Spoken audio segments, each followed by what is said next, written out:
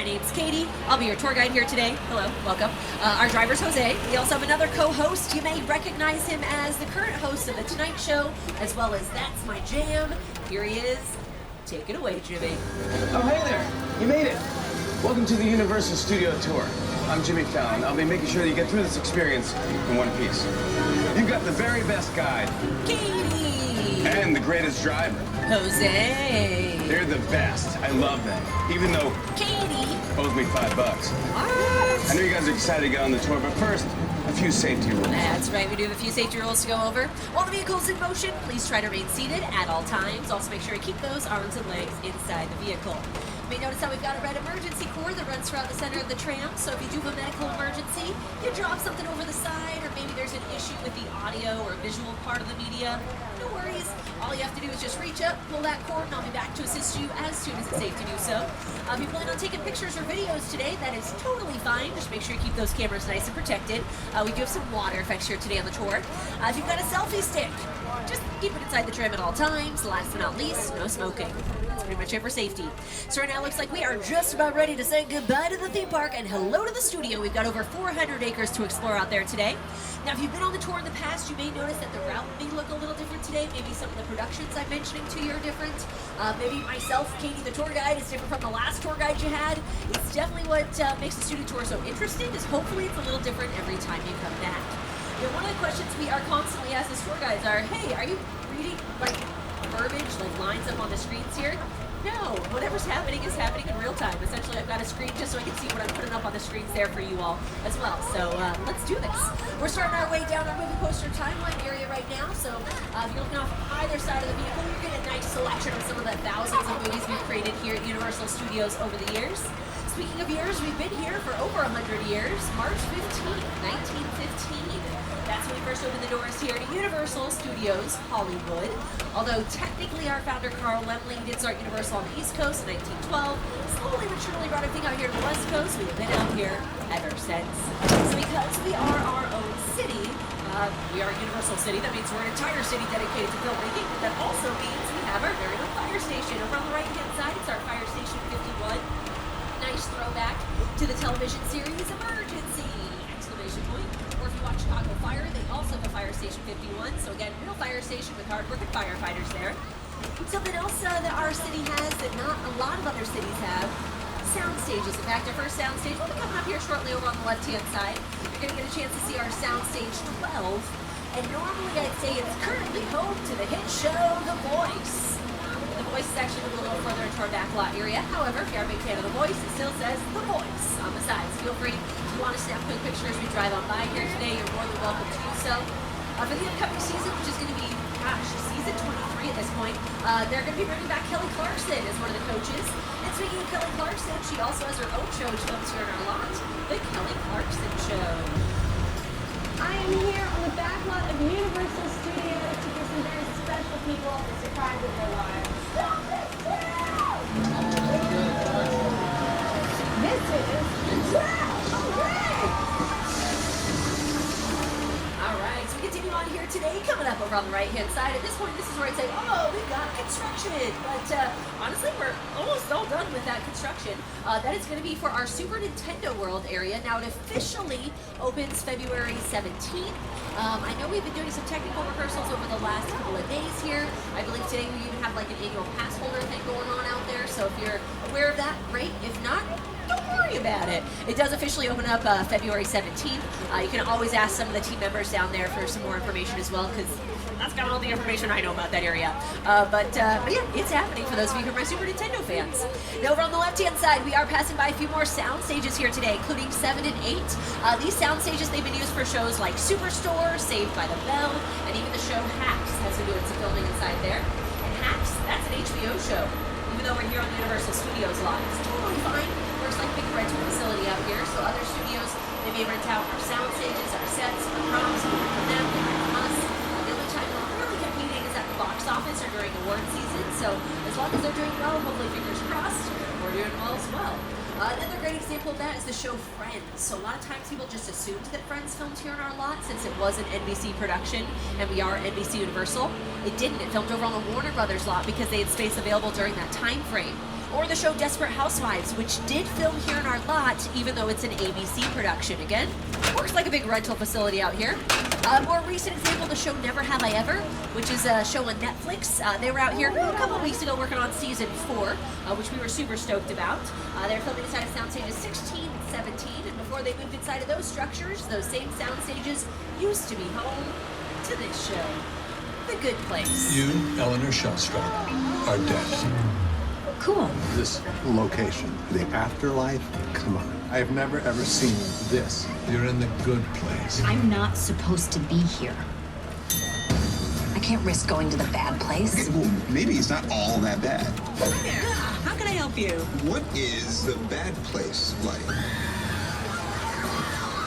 Well, it doesn't sound awesome.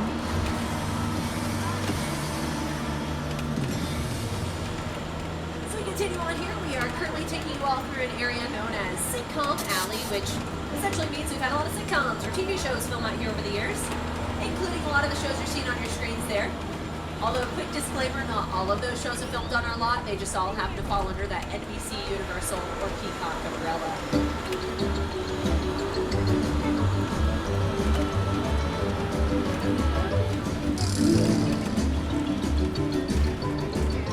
And then coming up here over on the left-hand side, you all are about to see a celebrity sighting today. That's right, we got Ted hanging out here on the lot with his little martini glass in hand, of course. Ted's probably celebrating the fact that there is a new TV series that is all about him, Ted, that has been filming out here in our lot over the last couple weeks, so very exciting news for my Ted fans. The martini glass he's holding on to back there, nice reference to a filming term, martini shot. So when you're on set, you hear something called martini shot, you're going, yes. It means it is the last shot of the day, then you get to go home and make yourself a martini if you're of age. So he's just hanging outside of our production bungalow area off to the left. This is where our pre-production or the planning process takes place. In fact, we're about to pass by 7 Bucks Productions. That is Dwayne "The Rock" Johnson's production bungalow here in our lot. We also have Monkey Paw Productions out here. Those are the folks who brought us the film Nope. Mark Platt has a bungalow out here. He's currently working on the upcoming Wicked productions. There's going to be a part 1 and a part 2. He's also working on the live-action version of The Little Mermaid, so definitely a full plate for him there. We also have Bungalow 5195. That one used to belong to Mr. Alfred Hitchcock. He was the master of horror and suspense out here on our lot. Today, though, the area does belong to the De Laurentiis Company, so those are the folks who brought us all the show Hannibal. Now, if you continue to take a look over on the left-hand side here, you're seeing a couple of our newer sound stages. They look a little different. We've got a couple executive offices and dressing rooms on the front-facing wall there. But those sound stages, they've been used for shows like World of Dance, America's Got Talent, Will and Grace when they did the reboot for that show. And then the very first production ever to grace both of those sound stages, that would be Hairspray Live. So for that production, anytime it looked like they're filming inside of a building, they're filming inside those sound stages there. Anytime it looked like they're filming outside in a big city location, they were filming directly in front of us here off to the left in our metro sets. Now, I mentioned today we do have a big production that's currently doing some production prep out there. So we'll get a chance here in just a few to see the tail end of our New York Street area fully decked out, again, for a production that we can just tell you it's a production. That's it. But our New York Street's been used in productions like NCIS, Criminal Minds, The Amazing Spider-Man. Even the show American Ninja Warrior did some filming out there.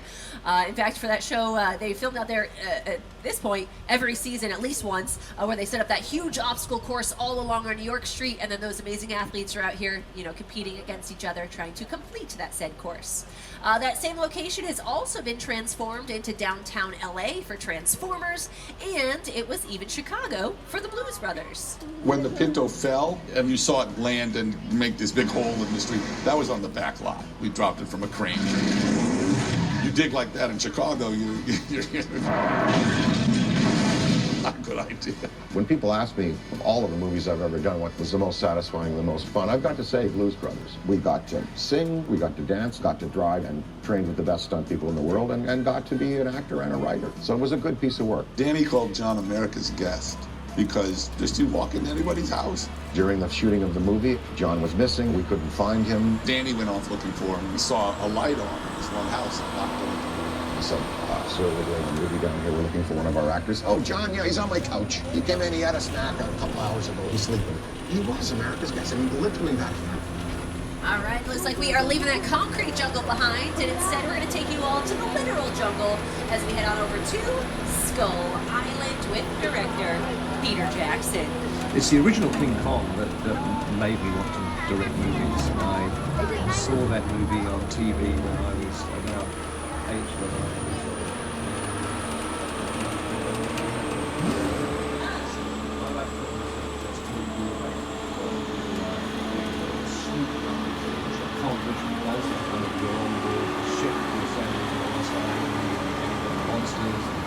Creatures from prehistoric times. So I was thrilled when Universal invited me back to Skull Island, and it's great to have you along for the ride. Now we have created the 3D immersive experience, so you don't have to have your glasses ready. Don't put them on yet, just have them in your hand because we're about to return to Skull Island. We really put a lot of thought into the character and personality of Kong. He's so much more than a monster. In fact, he's not a monster. He is an incredibly majestic, ancient creature. He's a force of nature. He's old, he's wise, he's proud, he's fierce, and obviously he has a heart. The most important feature with Kong are his eyes. Kong's eyes are wonderfully expressive. They're full of emotion. His eyes are like a window into his personality and his heart. He's had an enormous number of encounters with his foes, the T-Rex. All right, so as we start to head on in, just make sure you're being seated for your own safety. Hang on to your loose belongings. Hang on to your loved ones. And welcome back to Skull Island. As we head on in, for those of you who are planning on taking pictures or videos today, that's totally fine. Just make sure you hang on tight to those cameras. It's about to be a bit of a bumpy ride. And we do ask that you keep that flash option turned off.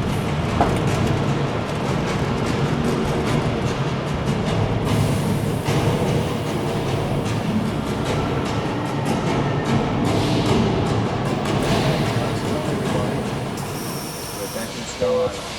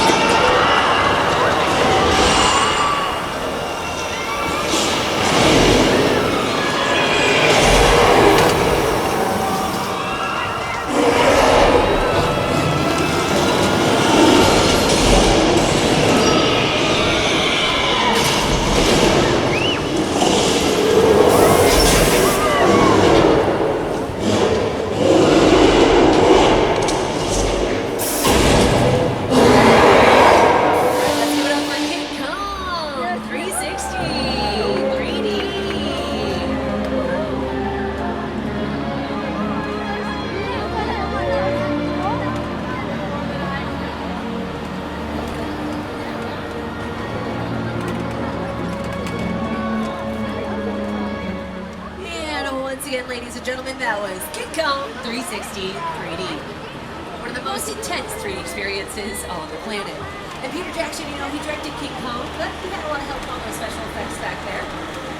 The folks over at What a Digital, now officially known as What a FX, they've won numerous Academy Awards for their work on films like Avatar, Lord of the Rings, and King Kong. And at this point in the tour, you guys can go ahead and hang on to those 3D glasses. We'll definitely need them a little later on here in the tour. But if you take a quick look up at your screens right about now, you can see that room that we were just in. Those screens over 40 feet tall and 180 feet wide. In fact, the original King Kong, he was a miniature, stood about 18 inches tall.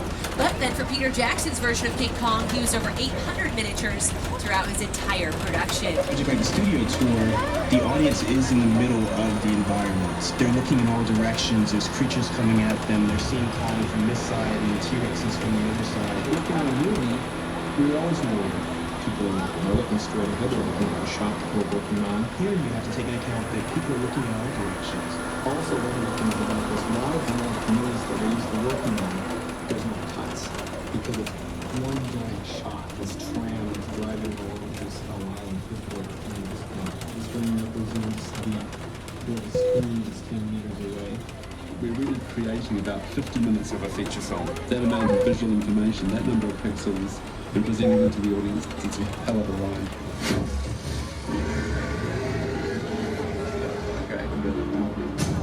That's right, it was quite a ride, and in just a few we're going to be showing you all a different sort of ride. We'll be showing you some of our picture cars.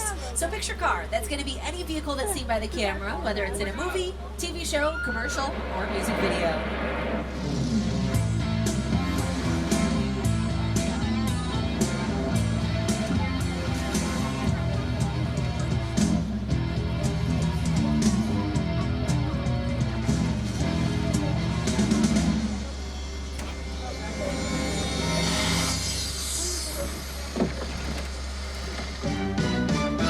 Starting us off here today over on the left-hand side, we recently put our Deuce Coupe out there from American Graffiti, as well as that Magnum PI Ferrari, which does have an actual fiberglass Ferrari shell, but on the inside it's got a VW engine. A few of our vehicles from our Back to the Future Part 1 and Part 2 flicks, a few of our vehicles that are back from the past, our Flintstones cars. For my Harry Potter fans, we recently moved this blue vehicle out here. For my Fast and Furious fans, I know we just have one car on display right now, but I have a feeling we'll see a few more a little later on here in the tour. For my Jurassic fans, that gyrosphere is out here. If you've seen the movie Nope, hopefully you recognize that Fry's Electronics van. Speaking of Jordan Peele Productions, we also have the boat out here from his film Us. And then the last couple picture cars you see in there, they're all from Transformers, including the one in the center that kind of looks like a tank. In fact, everything on the outside is actually made out of a lightweight wood material. A lot easier to move around on set, a lot easier to blow up, if need be. But guys, looks like right now, looks like we're going to go ahead and switch gears here. In fact, I am going to let this guy introduce our next location. Welcome to Jurassic Park. That's right, in just a few moments here, we're going to be taking everyone back in time as we take a look at some of the picture cars, props, and set dressing pieces that were used in the first 3 Jurassic Park productions.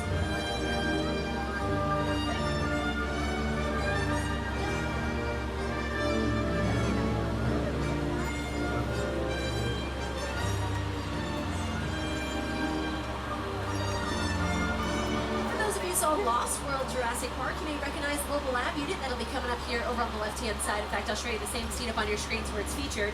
So this mobile lab unit, just like that tank from Transformers, it is also made out of a lightweight wood material.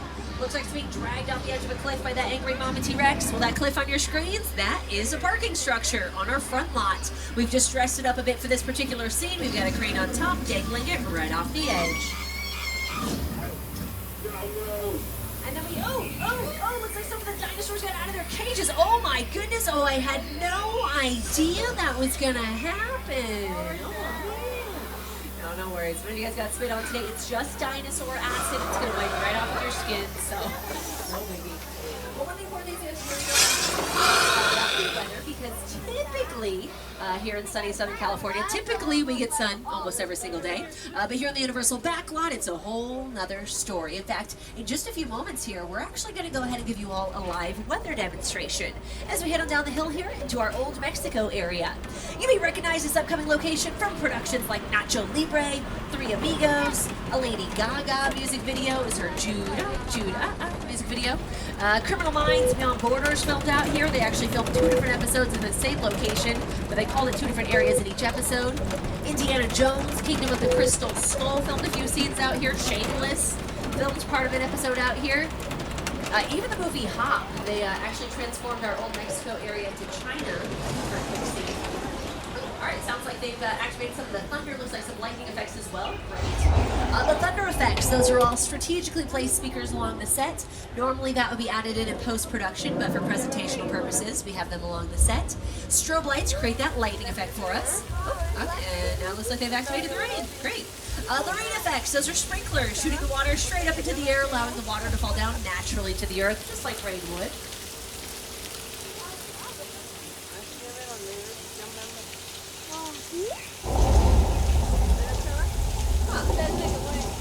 You know, normally at this point in the tour, this is where they turn off the rain effects. Weird. Looks like we don't have anybody up in the weather booth right now either. Okay, you know what, everyone? No worries. You know, I'm sure we'll have someone out here in just a few moments. So that way, oh no. Oh boy. Okay, looks like all that rain, we just caused ourselves a flash flood. Make sure you keep those cameras nice and protected. Woo! But I'm sure you'll all be very happy to know that all that flash flood water you see there, it's all recycled water. We do cycle it right back up to the very tip top of that hill. And we just saw flash flood up close and personal. You may have also recognized that location if you saw this movie, Big Fat Liar.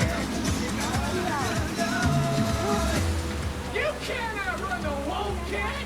Yeah, we'll see about that. Hang on, funny folks!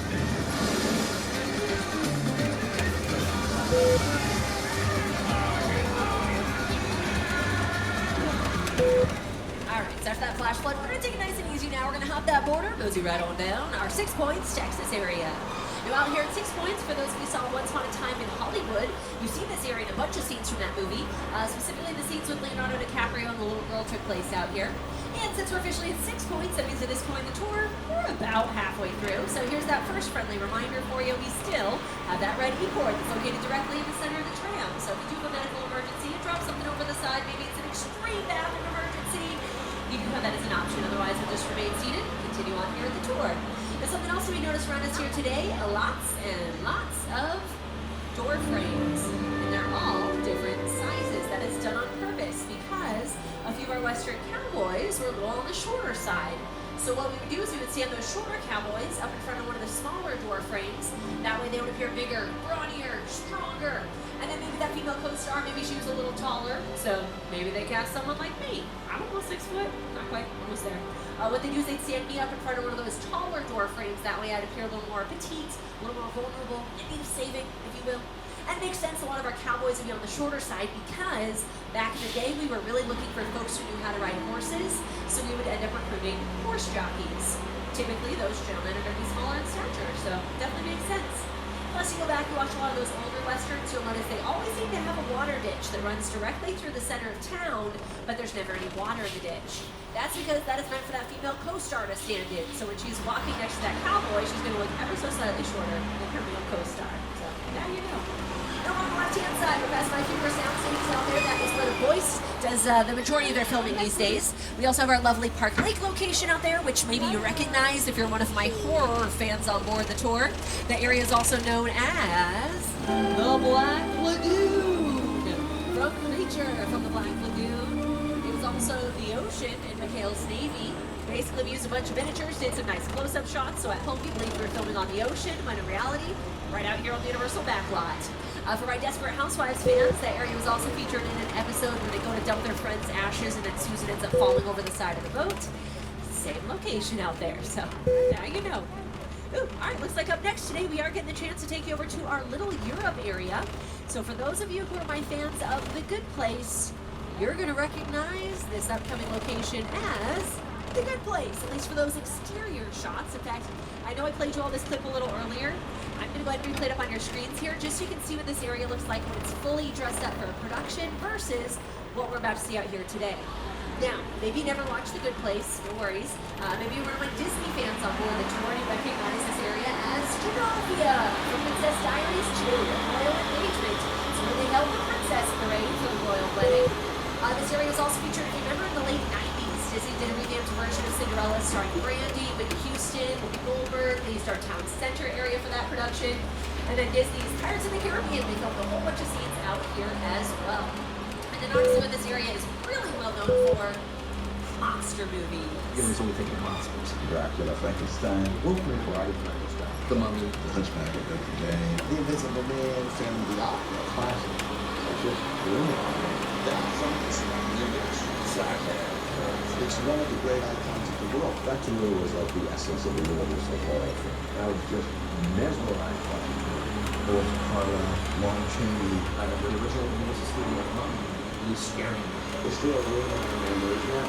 Over on the right-hand side, currently passing by our Court of Miracles location. It's actually where Frankenstein's creature, he busted through a wall, made his very first on-screen appearance. That is also that same town square area that I mentioned that the ingredient version of Cinderella took place. So it's two very different productions utilized in the same area, so these sets really aren't just used over and over and over again. And over on the left-hand side, you're seeing a very traditional house set. This house set was originally designed for a show called Home and Family, which aired on the Hallmark Channel. It was a daily talk show they used to film out here on our lot. But they've since wrapped things up for that production, so now we have a couple new shows that have been using this set. One of the shows is Bel Air. That's the one that's based on the Fresh Prince of Bel Air. So for the first season, about halfway through the first season, they go inside of an influencer's house. This was the influencer's house. And then they were here just a couple weeks ago working on season 2 as well, so you have to keep an eye out for it if you plan on watching season 2. Never Have I Ever did some filming out here for season 4, and then the show Baking It, which is a fun baking competition series on Peacock. For season 1, when the co-hosts were Maya Rudolph and Andy Samberg, all the fun like Winter Wonderland sequences, those scenes all took place in the backyard area there.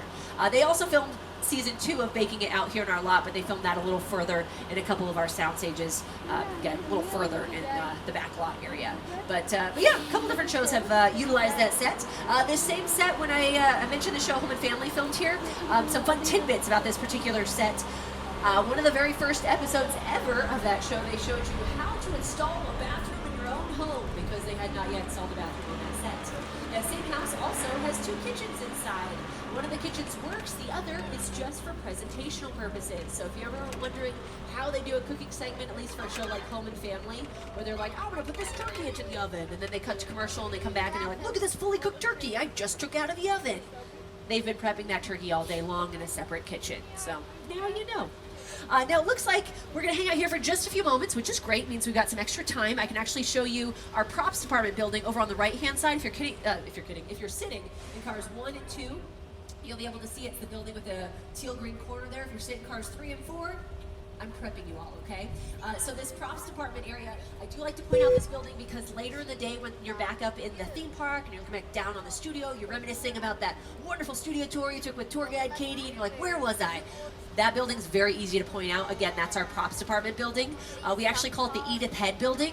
Edith Head, amazing costume designer, you guys. She was nominated 35 times for an Academy Award. She won 8 times, so phenomenal designer. In fact, if you saw the movie The Incredibles, if you remember Edna Mode, who's always like, no capes, and she's got the cute bob haircut, big glasses, that is an homage to Edith Head. That's what she really looked like in real life, just a little taller. But we've named our property department after a costume designer because on the 4th floor, that is where our costume department is located. And then floors 1, 2, and 3, all props. So what is a prop? That's something that's used or touched by the actor on set. Something as small as a paperclip or as large as a grand piano. So huge collection inside there, which is why, again, and I know I mentioned this towards the beginning of the tour, why the studio works like a big rental facility out here. So other studios, they'll come down and rent from us. We'll have a lot of like student projects for like USC or UCLA or the New York Film Academy.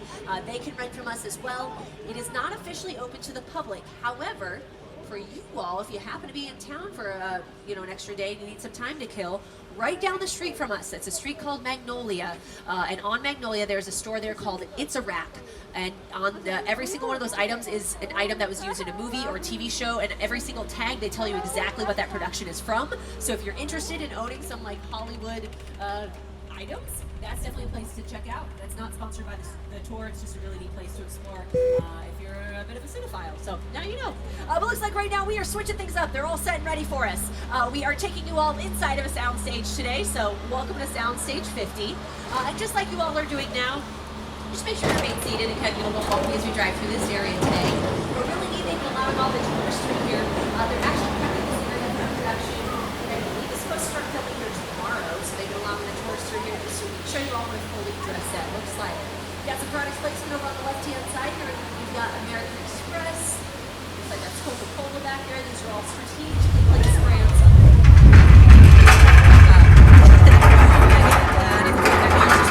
California Tremors, you don't get those from time to time. This will be called Remain Seated.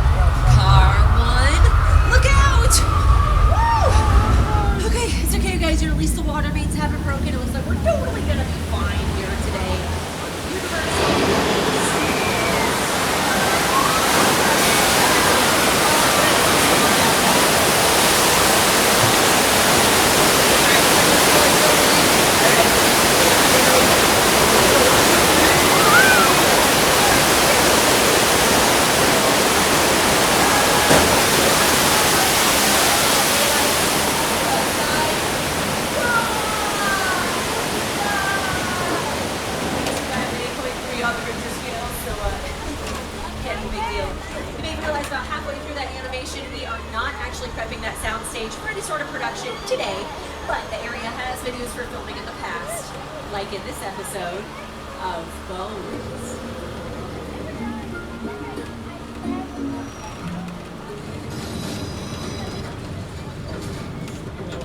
What's going on?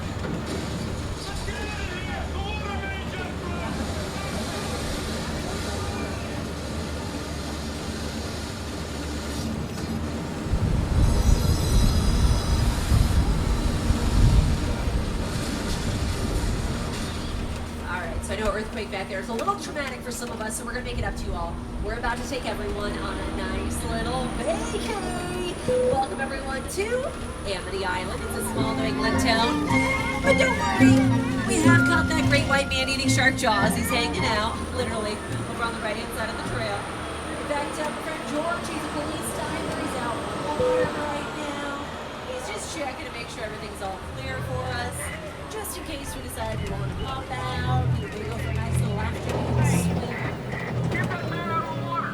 Now! Uh-oh. Looks like there's something out of water there with George. Hey George! George, you might want to swim back to your police boat, buddy.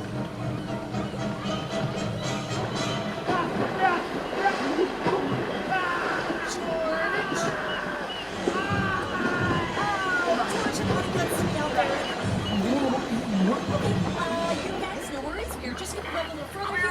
We're going to hide behind these flammable gas tanks. I bet that is definitely going to be the next safest place where we can hide. Okay, hopefully whoever's out in the water will take the lead. Attachment, yellow gun. There's an arrow is sitting out there. That's a good sign. Okay, well now it's attacking the dock. Well, you know, they said there were more sharks out here, so, you know, it must just be.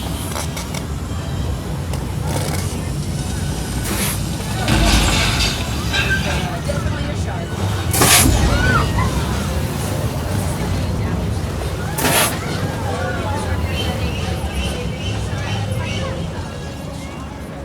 So there, Bruce is nicknamed after our Bruce, who again really was nicknamed after Spielberg's lawyer, still his lawyer to this day. But Bruce out there, he's as much of a menace off screen as he was on screen because Bruce was originally designed for fresh water. But director Steven Spielberg decided to move most of the filming right off the coast of Martha's Vineyard, so as soon as Bruce hit that salt water, he also hit the bottom of the Atlantic Ocean floor. That's a much maligned shark. The shark is frustrated. It didn't really work on the blue work hardly at all. Wherever you were on time, you hear the radio. And we're always saying, the shark is not working for me. That's right. We just waited around. We just waited. The shark worked well enough for a while there and give us results. So I really owe the shark a lot.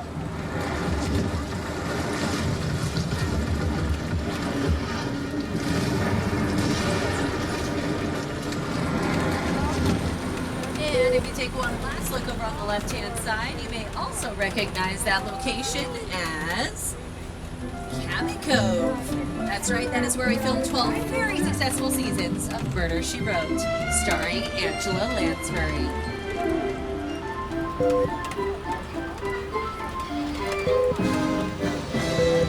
And then as we continue to make our way up the hill here, coming up over on the right-hand side, you all are about to see our chicken ranch, which was originally designed for this production. The best little whorehouse in Texas. Also heavily featured in Rob Zombie's House of a Thousand Corpses and LMFAO's Sorry for Party Rocket music video. So this is a great example of a practical set, which means we can film on the inside as well as the outside. A great example of a facade in the backyard is from the television series About a Boy, which filmed out there for about 2 seasons. Now today this area is being all set up for base camp, and that is for another very big production that has been working out here in our lot over the last couple of weeks. You may see some of that production coming up here on the left-hand side. They're currently using our Colonial Street area, otherwise known as Wisteria Lane for my Desperate Housewives fans. So you may get a chance to see, some of the set decoration that's going on up there. And that's all I can say. But that neighborhood, it's been used for a lot of productions over the years. In fact, let me show you a couple other quick examples up on your screens here. Smash Mouth, they filmed their all-star music video in that neighborhood. Ellie filmed a music video out there with Kelly Rowland. Animal House did a spin-off TV series in that neighborhood. The Munsters home is located out there, 1313 Mockingbird Lane. So really has been used over and over again.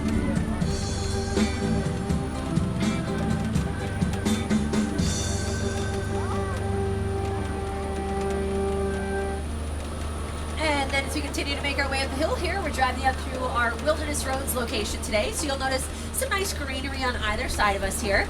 If you saw Bird Box on Netflix starring Sandra Bullock, this was the wooded area where she was with boy and girl and they're trying to get to their safe location. This same street was also featured in an episode of 911. It was a big car crash scene that involved a limo that flips over. So the moment that limo appeared on your screens at home, at that moment, it became known as a picture car. So coming up next, we're actually going to show you all some more examples of picture cars. For those of you who've been on the tour in the past, you may notice some things have changed out here in the studio, especially this next section of the tour. And for those of you who are my Fast and Furious fans, I'm sure you'll recognize quite a few of the picture cars we have on display for you here today.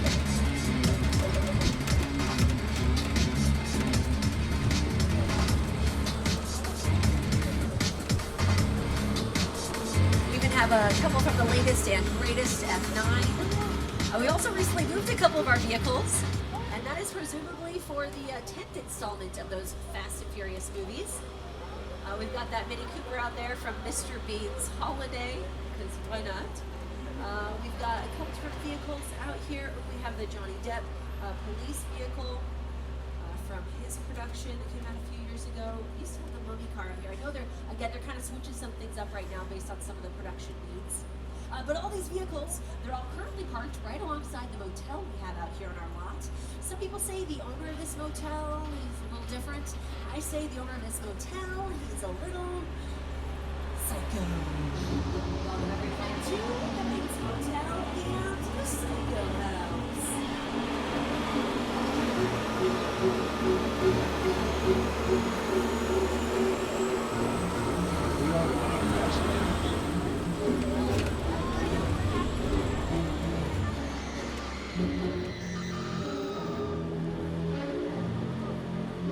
Oh, looks like my friend Norman Bates is home today.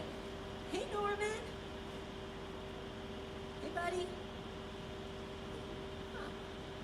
I looks like he's a little distracted right now. Looks like maybe he's getting ready for a road trip or something. Oh, he's so romantic. Look at the way he's carrying her. Okay, ladies and gentlemen, let's just remain calm. Let's just play cool. I don't think he's seen us yet. Oh, no, he's seen us. No, and that is a knife. Okay, good luck, R3. R4, you got no chance. Oh, no, Norman. Nope. Stay.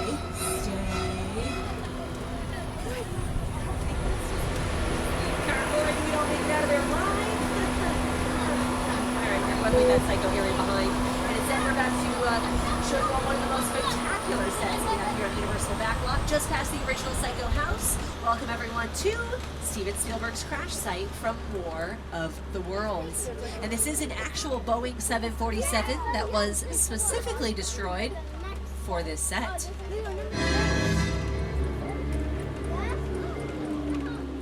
airplane crash site set is a perfect example of a set that is all designed around a vision that Steven had. When you first began to sit down to talk about War of the World, that thought, what if the 747 goes down right in the big universe? Because it's just something you don't see. You're doing good. You're doing good. Keep concentrating. Listen, I want you to close your eyes, okay? Now close.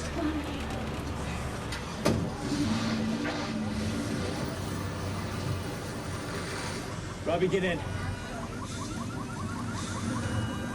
Get in.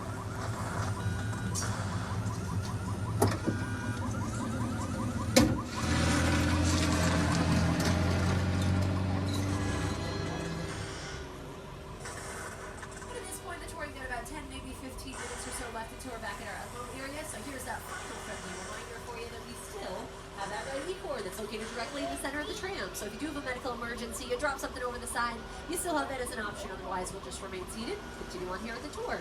Now, another really neat way this airplane crash site set is used, twice a year, the SWAT team is out here with their search and rescue dogs, and they do search and rescue training out here. Since it's an actual airplane, it's a fantastic training facility for those animals, so kind of cool.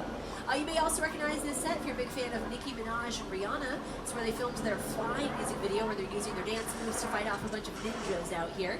Now, where did the airplane come from? The Mojave Desert. Basically, there's this big airplane graveyard of all these decommissioned or retired planes. So the production purchased the plane for about $60,000, chopped it up into a couple different pieces, brought all those pieces out here on big flatbed trucks. Now, in order to do so, they actually had to rip the roof off the top of the plane so it could fit like under the underpasses and whatnot. So production thought that Spielberg would want to reattach it. He said, no, this looks great. Let's incorporate it into the movie. So if you remember in the film, essentially the aliens or the other beings essentially grabbed the plane out of the sky, ripped the roof off, sucked the people out, tossed the plane down. We are looking at the remnants of that airplane, and it is located in a very traditional New Jersey neighborhood. We are just looking at the destroyed version of those homes here off to the right. So we actually got some nice establishing shots on location in New Jersey in a real neighborhood, and then we just came out here and built the destroyed versions of those same homes. There's a nice log cabin tucked away in the back left-hand corner there.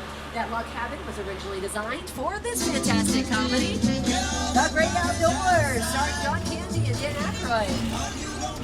And then as we continue on here, looks like we are all set and ready to show you all the newest addition to the Universal Backlot Tour. We're going to take you all to Jupiter's Claim from Jordan Peele's latest movie, Nope.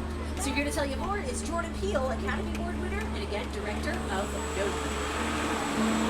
Movie magic unbelievable. When a team of collaborators, often in the hundreds, work together to take an impossible notion and bring it to life. This is Jupiter's Claim, a nostalgic, small-time Southern California amusement park owned by former child star Ricky Juke Park.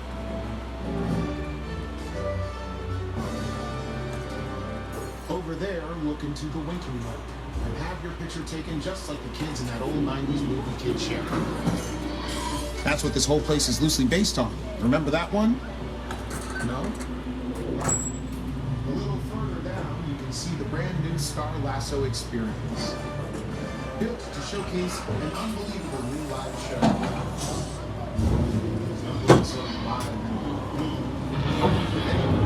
Behind this Hollywood fantasy, Gold Rush Frontier Town lies a sinister.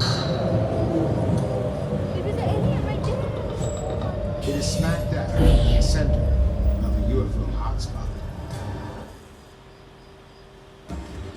Welcome to the world of no.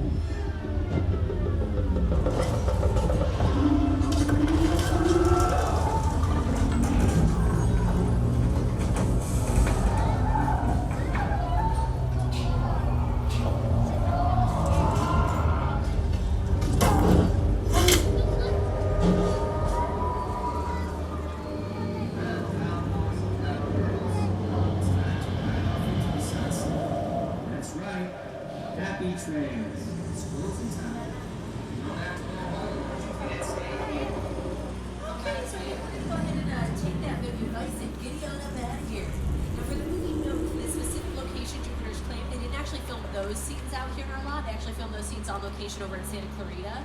So once they were done with their production, they wrapped up all those set pieces, brought them out here so we could all enjoy it on a studio tour, which is pretty fantastic, especially if you've seen the movie Nope.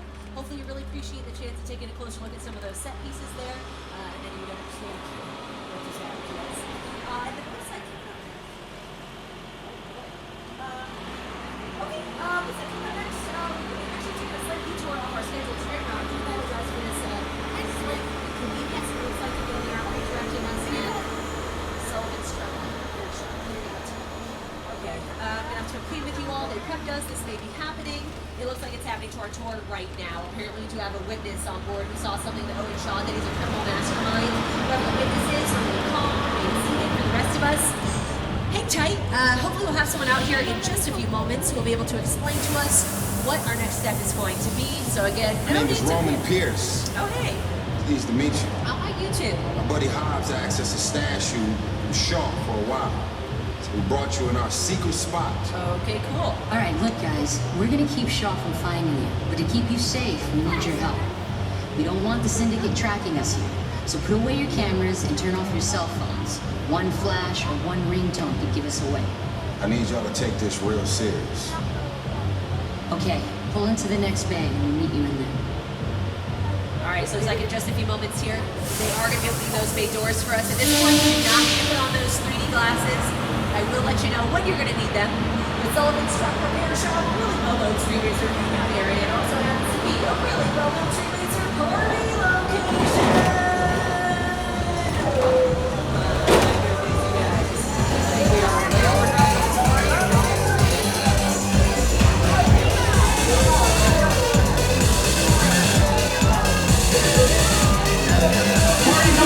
Everybody out! This is the FBI! Turn that music off!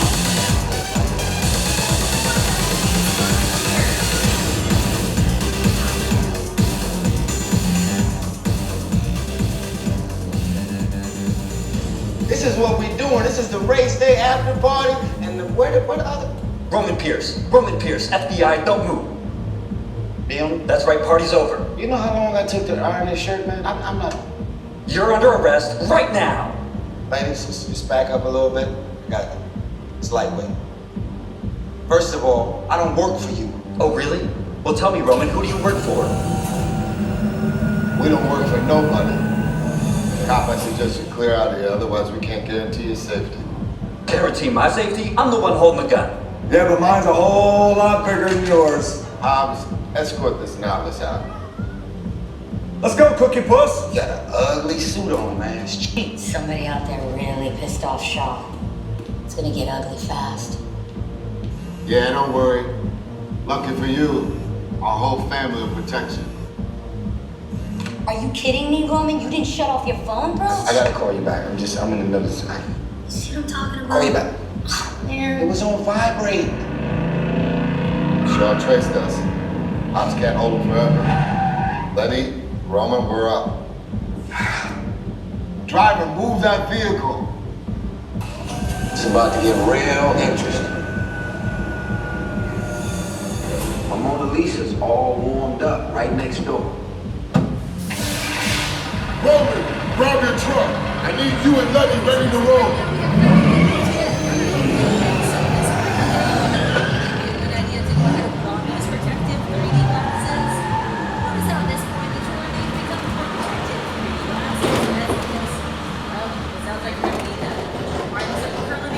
Jurassic parking, so hopefully there's been parks there earlier today. Safety. I'm sure it's just misunderstanding. Which one of you is the witness? Speak now or you all get fried! This is our turn. Move! After them! Okay, guys, it's showtime! Come to the left! This thing ain't moving fast enough! Roman, Lenny, hook him up! Hit it! Now we're moving! Dad, look out! You give me the witness, Toretto, and we call it a day!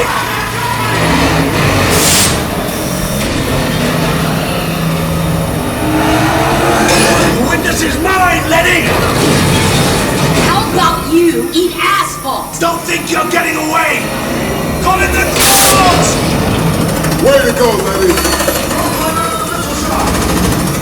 Not gonna happen! Don't worry, I got this!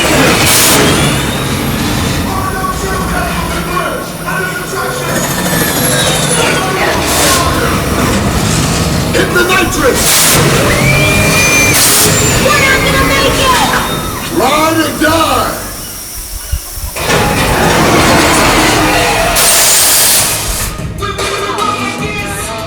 Give it up for Fast and Furious Supercharged!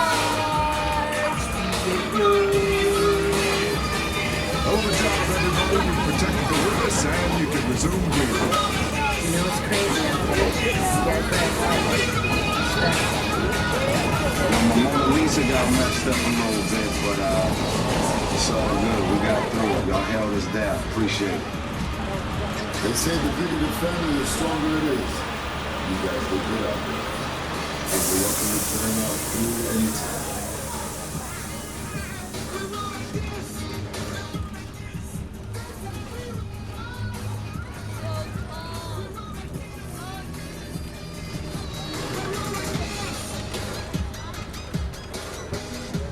And again, guys, whoever that witness is out there, we got your back. Because at this point in the tour, it is pretty much time for me to say goodbye. But before I say goodbye, I'd just like to say on behalf of myself, Katie, our driver Jose, and